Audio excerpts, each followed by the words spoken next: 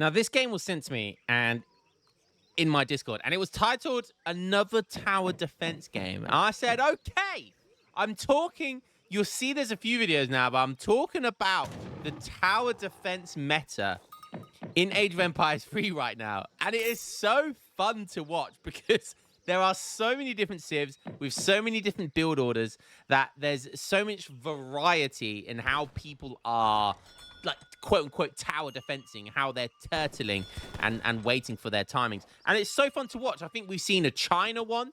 We saw that French one, which went on for like an hour. That was an insane game. And now we're going to see Russia versus Mexico. So let's see how this goes. Maybe another tower defense game. Is this going to be put onto YouTube? We'll have to wait and see. Hopefully it's good enough to get the Lionheart seal of approval just for you guys.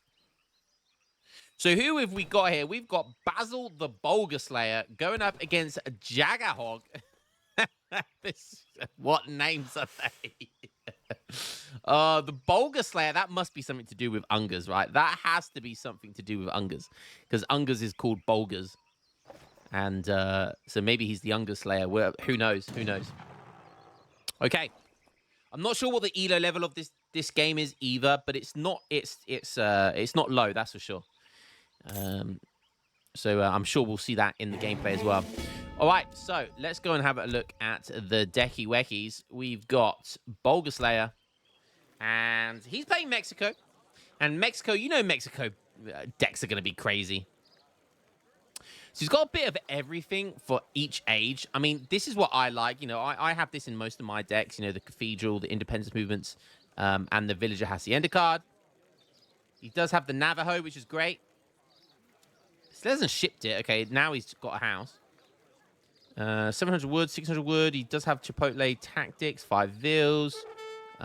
Interesting, he's got Plan of Veracruz. That turns all your outposts into field guns. And artillery gains slightly more line of sight. Wow, 4 line of sight for field guns / falconets is really good. Spanish improvisers and all that good stuff. Okay.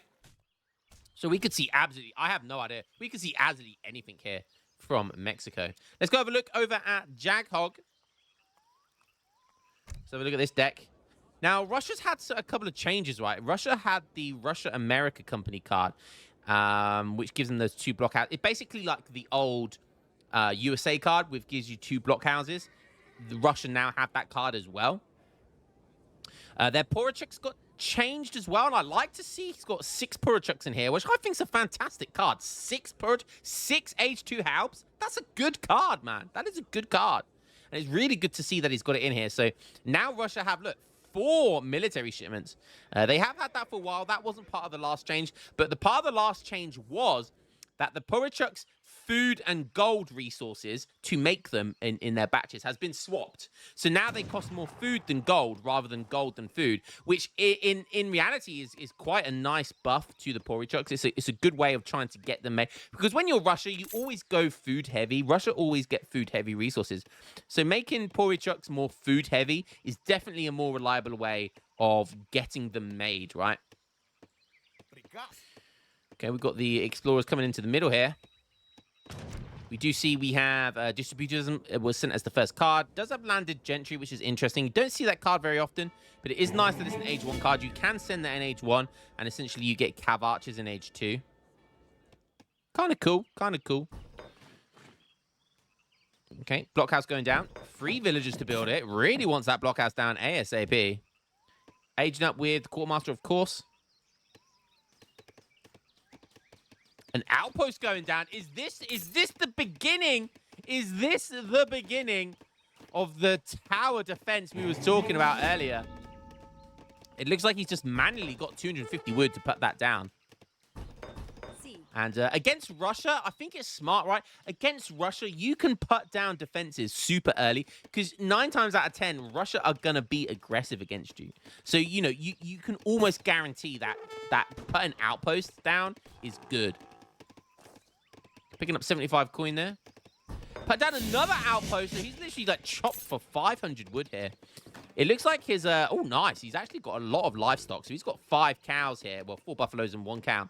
And so the Hacienda is on gold. And it's gathering at 0.87. So that's like a villager and a quarter. Really nice, actually, and it's very slowly getting some coin. He just picked up some treasures as well. So he's putting down a second outpost. A second blockhouse going down. Interesting. That's going to be thanks to the quartermaster. A couple of houses on top of that as well. Or maybe he's going to be doing a tower defense in the middle of the map. Would like this outpost a bit closer to this town, to this outpost here, so they cover each other. But I guess he wants to protect that herd, which he's just back-herded. Huge mistake there. He's got no herds. He's got 2 nil guys behind his TC. That is not good. Yeah, instantly needs to reherd this back ASAP. That's a heartbreak hotel there. So we see 700 wood coming in. He has actually shipped independence movement, so it looks like he's going to go for the revolts here. Sorry, he's shipping it in now. So 700 wood into independence movements. It looks like he's getting ready just about. With that wood, he's going to be getting ready to revolt here. He is clicking 600 wood, which is interesting. So what's he going to do? Which revolt is he going to go for? We've got some cav coming in finally at 6 minutes. Should be really here a minute earlier. That is the rush away, but clearly playing a bit more greedy. 1 villager goes down, 2 almost going down. But just in the nick of the time. A 3rd outpost going down, and behind is TC as well. A bizarre placement, I have to say. You want it in front here, so they're all protecting each other. But still, nonetheless, it is protecting these tree lines, villagers. Does have his explorer and his padre. Basically an extra explorer, which is nice. A free healer as well. Never forget that this guy's a healer, right? So you'll see most strong Mexico players, you know, when your villagers get raided like this, and you can see here, there's a villager on 56 HP, another villager on 97 HP. This padre should be healing those villagers right now. The padre should be healing those villagers right now. 600 wood coming in. So look how much wood he's got on the floor here. He's got 1K. 1,300 wood is just sitting on the floor right there. Oh my god. Wait, what the hell? He just shipped Cara de Mac. What? He just shipped that. That turns all your wood, right, into more coin. It comes in fast. What? I'm so confused. Wait, what? So he just... So he's got all of this wood on the floor. Now he's going to start picking up the wood. He's got lots of gold. This is so bizarre. Maybe he's going to go for the double revolt. Maybe he's going to go revolt and unrevolt straight away. I've seen that before. Ah, cool. So we're seeing some Porichuks come in. That's really cool. Really good to see. He has put down a stable. Russia has gone for 5 Cossacks there. Now we see 700 gold. We see 6 Porichuks coming in. That's cool. He's gathering that gold up. So, yeah, get a couple of houses down, and he'll be able to bang out double racks those Porichuks, or get some Cossacks in there as well. And look how cool these halberdiers look. Not gonna lie, that is pretty cool. Porichuks. Okay. Oh, look at that. 10 Porichuks. Sorry, 8 Porichuks on the way with 6 as well. So that's 14 Porichuks gonna be here soon. These guys have 24 siege compared to a recruit 16 siege. So if you want siege, Porichuk's your man. That's your unit to make. So 3 outposts right now. Bulgarslayer. Oh, he's revolted. And look at his resources. I told you. He's going for the double revolt. And yes, the Baja California is going to give you 3 outposts upon revolting. All of his villagers turn into filibusters. But this is so genius. I love seeing this. Oh my god, this is so cool. Right, there's so much to unpack here. Baja California, turtle defense, tower defense here. Look at this. 6 outposts right now with 20 filibusters. This is going to be tough for Russia to push in here. I don't think he can do it. There's too much stuff here. And thanks to the independence movements, the unrevolting only costs 1k res in each resource. So he's going to be able to instantly unrevolt here. 1 outpost goes down. He's shipping the robber barons. So if he honestly, he should be unrevolting straight away, and I would prefer to see Soldier of Fortune. So I've seen builds like this before, because he can get both his factories in Age 4, but you can't get Soldier of Fortune again. You might be able to, I'm not sure, but I don't think you can get Soldier of Fortune again, which, if you can't, that's such a good late-game card. There's a reason why Treaty players use that card. But nonetheless, you might be able. Well, we're about to see. So I can't remember if you can get. Maybe you can get all of these actually. Maybe it's just those two. Maybe it's none. Maybe she's born with it. Maybe it's Maybelline. Hey, who knows? But in comes a factory. This is such a random build. He's still got 5 outposts. An Hacienda, which is producing 1.3 food per second. What is your command?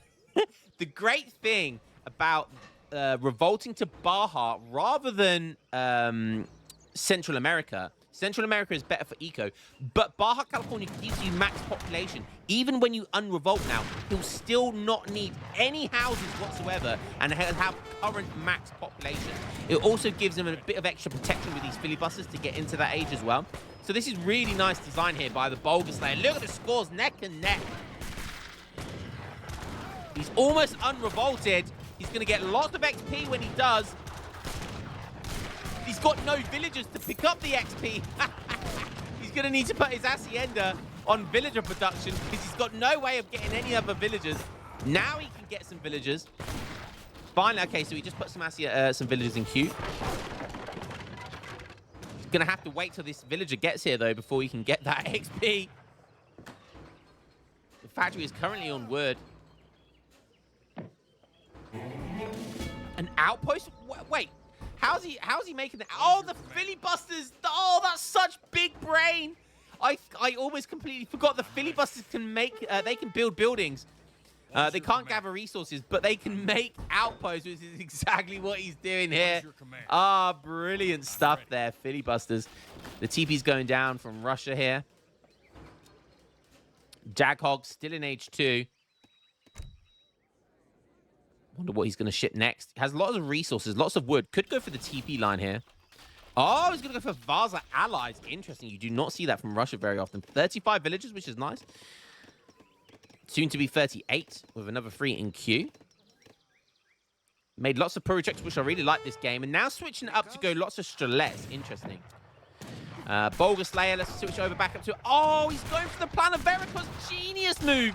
So this is why he's done the tower defense. He has 5 outposts. And if he can protect this 5th outpost, he's going to get 5 field guns. This card right here, it's an industrial card. It costs 250 wood and 250 coin. 250 food. And it's going to turn each of these outposts into falconets. So he's going to turn the tower defense into tower attack. Genius build order here by the Bulgar Slayer. And look at that. Boom, like magic. He's got 5 field guns. They're no ordinary falconets. They are guard falconets, baby. 250 HP and just slaughtering the Strelets. Get out of it. Genius move here by Bulgar. Just when Russia thought he was turtling up. No. It was all a trick. He had you all along. And boom, just like that, he's now on the attack. He's got 1 villager, but he's got 5 field guns. He's still got 9 filibusters left. He's shipping the 33 insurgents. Nice, really nice shipment to send there because that's going to give him lots of anti-cav to protect these falconets, field guns rather. And Jaghog is still in Age 2, so he's not got to worry about culverins. Oh, baby! This is such a fun builder. And look, like I said, look, he's got no houses. He has 0 houses, and he has 200 max pop. The Vaza allies coming in, but they're not going to do much here. Trying to get a batch of Cossacks to get round to the falconets, but he might kill 1. But there's still 4 more to go, and he doesn't even get that falconet. And boom, the Vaza allies are going down. And just like that, 5 field guns. And he calls the GG, and I don't blame him. What a fantastic game by Bulgar Slayer there. Poor Jaghog. Just all of a sudden, imagine seeing 5 outposts just turn into field guns, and all you have is Strelets. Ah, genius move there. So the meta with the tower defense that we've seen recently is with Mexico. He turned the tower defense into tower attack. Genius stuff. The Baja California revolt gives you free towers, free outposts as well. That's an extra free field guns there when they convert them. Wow. And getting that factory now makes sense because he needed the resources to get that. Now, just looking at his decks, sorry, he can get Soldier of Fortune, Team of Trick and Equinox. So he can get all of those Age 1 cards in the revolt as well, which is really, really good to see because Soldier of Fortune is such an amazing card. I'm sure he would have shipped that next. So, yeah. Look at this. Only one house and one TC, which ordinarily would be 20 population. He has 200 population. And that's the great thing about revolting to Baja California and then unrevolting is that you don't need population space. Fantastic stuff there. Let's have a quick look at the stats. Villager count, 44 villagers to 2. This is Age of Empires 3 DE, baby. That's just the way it is. That's the way the cookie crumbles sometimes. You got to know these revolts and what they're capable of. I love it. His most made unit was 33 insurgents, which is 1 shipment. If it wasn't for those 33 insurgents, his most made unit would have been, I don't know, just filibuster count. I mean, technically his most made unit that he had to get a shipment for was the field guns. So that was pretty funny. Anyways, what a fun game. Another tower defense turned into tower attack. Hope you guys enjoyed that one, and I will catch you in the next game. Thank you to the Bulgur Slayer for sending that to me on the Discord. That was a really fun game, and I'll catch you in the next one, boys. Peace.